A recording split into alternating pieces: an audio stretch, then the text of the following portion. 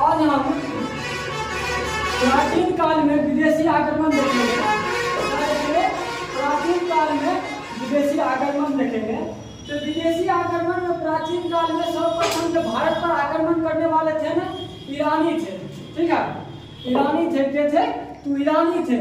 और कहा जाता है ईरानी जो थे ना वो मध्य एशिया में, ठीक है, ईरान में जो साइरस द्वितीय या क्रूस व्यक्ति थे वो ईरान में हकामनी वंश की स्थापना किए थे। कौन सी किए थे? हकामनी वंश की स्थापना किए थे। क्या किए थे? साइरस द्वितीय या क्रूस ने किया था। और कहा जाता है यही जो है ना भारत पर असफल आक्रमण सबसे पहले किए थे। साइरस दूसरा का उत्तराधिकारी क्या होते हैं? तो दारा प्रथम होते हैं। और कहा जाता है दारा प्रथम या दरबयू है भारत पर की करते हैं, ईरानी व्यक्ति भारत पर सफल आक्रमण करते हैं। यानी भारत पर सफल ईरानी आक्रमण करने वाले के थे तो दारा प्रथम थे। और दारा प्रथम कहाँ करते हैं? तो भारत पर आक्रमण करते हैं। और इसकी जानकारी हमको इनके अभिलेख से प्राप्त होता है। इनका अभिलेख कौन था?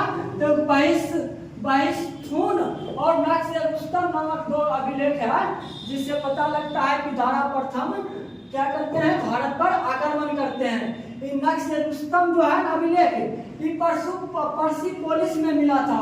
और कहा जाता है हकमनी वंश की राजधानी जो हुआ करते थी ना तो पर्सिपोलिस थी। ठीक है, और पर्सिपोलिस के अभिलेख से दारा प्रथम नामक व्यक्ति का एक अभिलेख है नक्श-ए-रुस्तम। इसी से जानकारी मिलता है कि ईरानी लोग भारत में आक्रमण किए थे। दारा प्रथम के बाद जो अंतिम इस वंश का जो शासक हुए हकामनी वंश का वो दारा तृतीय हुए। और दारा तृतीय के समय में ईरान में सिकंदर का आक्रमण होता है। और सिकंदर कहाँ थे? यूनानी थे। यूनानी क्या करते हैं? ईरान पर आक्रमण करते हैं, यानी हकामनी वंश पर आक्रमण करते हैं। और उस समय खुमार राजा के था तो दारा तृतीय था। और दारा तृतीय और सिकंदर के बीच में जो युद्ध होता है वो युद्ध होता है अराबेला का युद्ध होता है। कब होता है? 331 ईसा पूर्व पहले होता है। कौन? अराबेला का युद्ध होता है। और अराबेला का युद्ध में दारा तृतीय की हार हो जाती है। और हारने के बाद हकमनी वंश पर किसका शासन हो जाता है? सिकंदर का शासन हो जाता है। और जैसे ही सिकंदर का शासन हकमनी पूरा साम्राज्य पर हो जाता है, सिकंदर की सीमा कहाँ से अब मिलने लगता है? भारत से मिलने लगता है। तकर बाद इसको जो है ना ये भारत की ओर आक्रमण करने का फैलाव भी करता है। क्या? सिकंदर जो है यूनानी व्यक्ति रहता है। सिकंदर कहाँ का है? यूनान का व्यक्ति है। और कहा जाता है सिकंदर के समकालीन जिस समय भारत पर आक्रमण करने आया था सिकंदर, उस समय समकालीन शासक धनानंद हुआ करते थे के नंद वंश के मगध पे हुआ करते थे। और सिकंदर का पिता का नाम क्या था? फिलिप्स द्वितीय था। सिकंदर के पिता का क्या नाम था?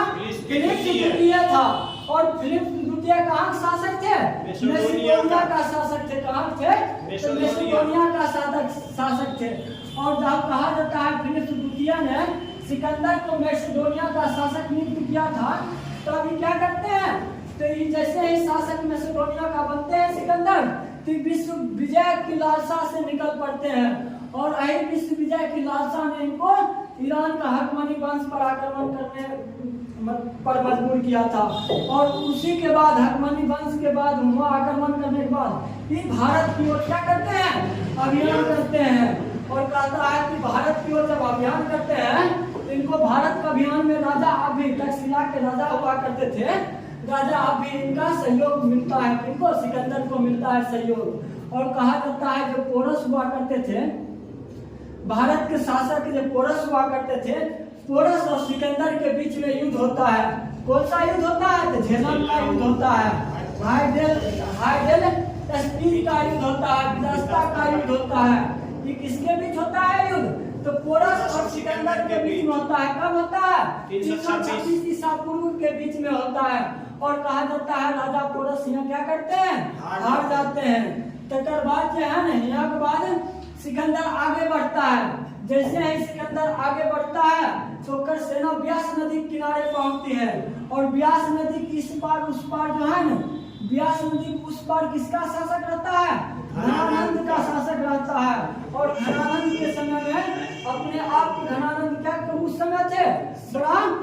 शक्तिशाली शासक हुआ करते थे, क्योंकि उनका सेना बहुत अधिक था। इसीलिए सिकंदर की जो सेना थे ना, वो जो है ना हाथों हाथ हो गए थे। और एक कारण है कि सिकंदर की सेना खुद जो है ना व्यास नदी को पार करने से क्या कर देता है, मना कर देता है।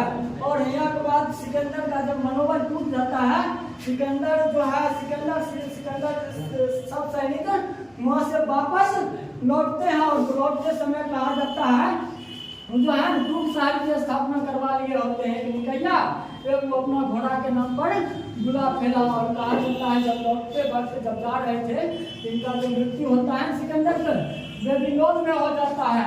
कहाँ हो जाता है, बेबीलोन में हो जाता है।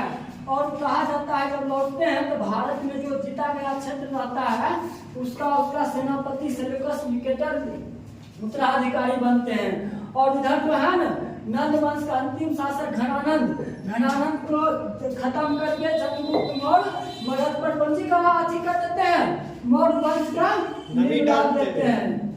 ठीक है। और उसके बाद कहा जाता है प्राचीन काल में सबसे पहले ईरानी, उसके बाद यूनानी, धीरे धीरे विदेशियों का आक्रमण अब बढ़ते चल गया है। ठीक है।